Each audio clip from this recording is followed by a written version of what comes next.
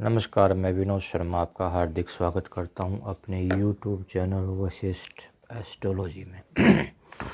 आज हम बात करेंगे 3 योगों के बारे में जो कि पराशरी ज्योतिष यानी वैदिक ज्योतिष पर आधारित हैं।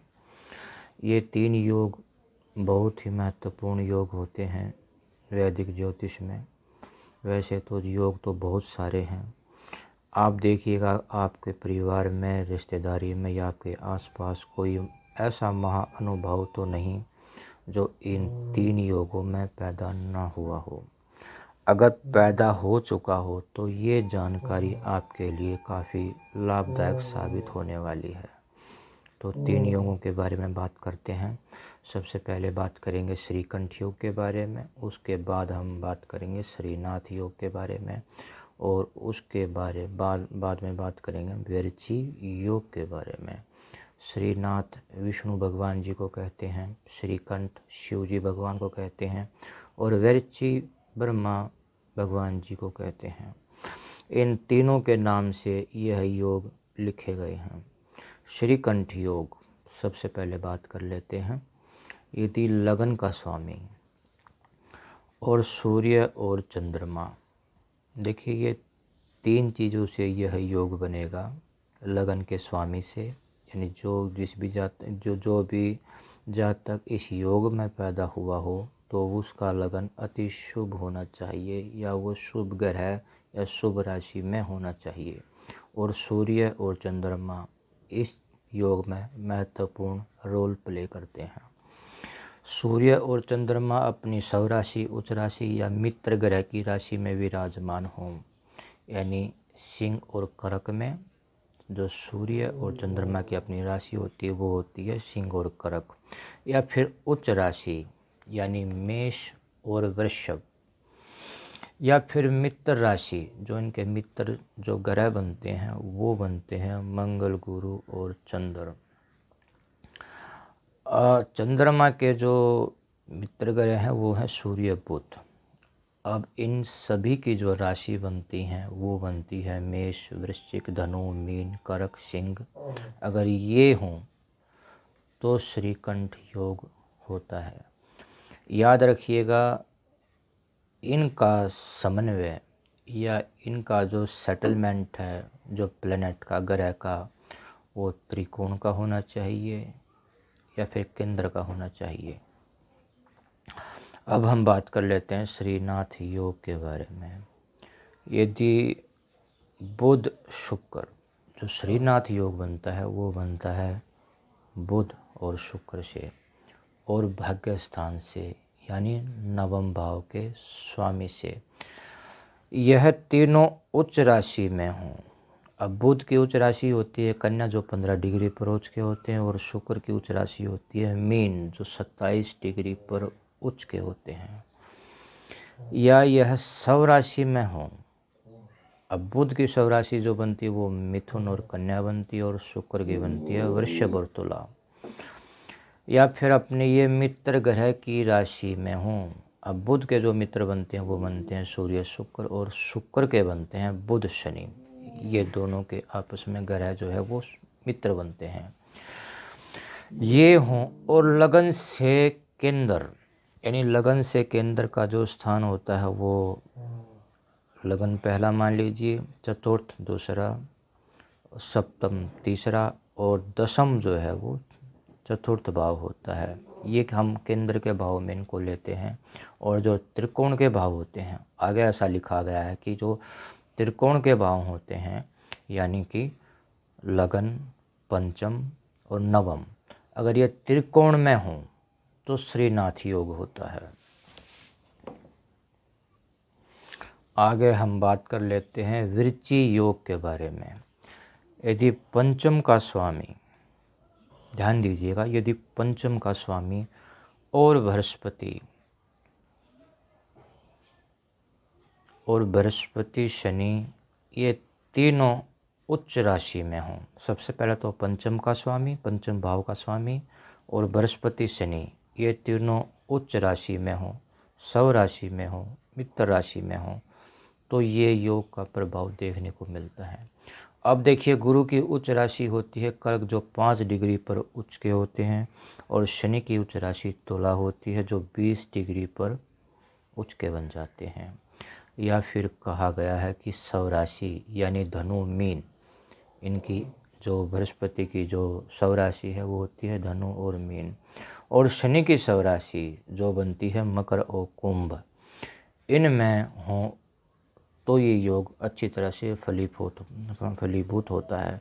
और आगे कहा गया है कि अपनी मित्र राशि में हो, यानी बृहस्पति के बनते हैं सूर्य, चंद्र, मंगल, ये मित्र बनते हैं। इनके जो राशियां हैं वो होती हैं सिंह, कर्क और मेष, मंगल की वृश्चिक। इन तीनों की ये राशियां हैं, और शनि के मित्र ग्रह हैं बुध, शुक्र, और इनकी राशि है मिथुन, कन्या, वृषभ, तुला।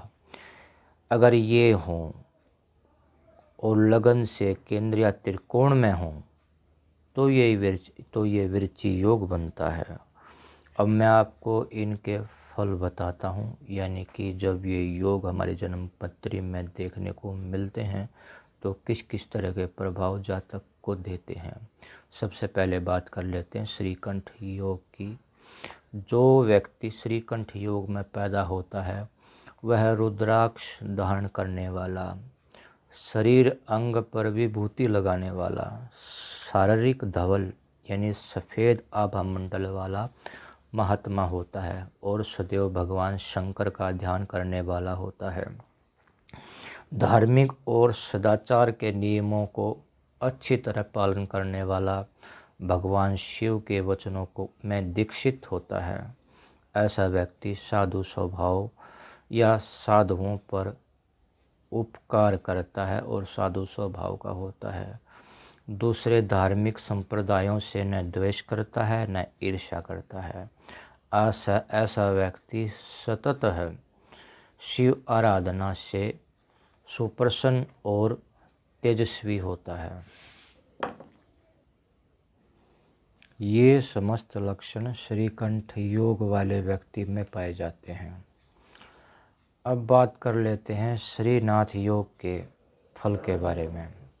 जो व्यक्ति श्रीनाथ योग में उत्पन्न होगा वह लक्ष्मीवान यानी धनी होता है, सरस वचन बोलने वाला होता है, अर्थात जिसके वचन, वाणी, लेख या उसकी उक्ति में सरसता होती है। अपने वचनों से दूसरों को प्रसन्न करने में निपुण होता है। ऐसा व्यक्ति भगवान नारायण के चिन्हों से युक्त होता है, जो कि शंख और चक्र होते हैं, इसके चिन्ह हैं, इनसे युक्त होता है।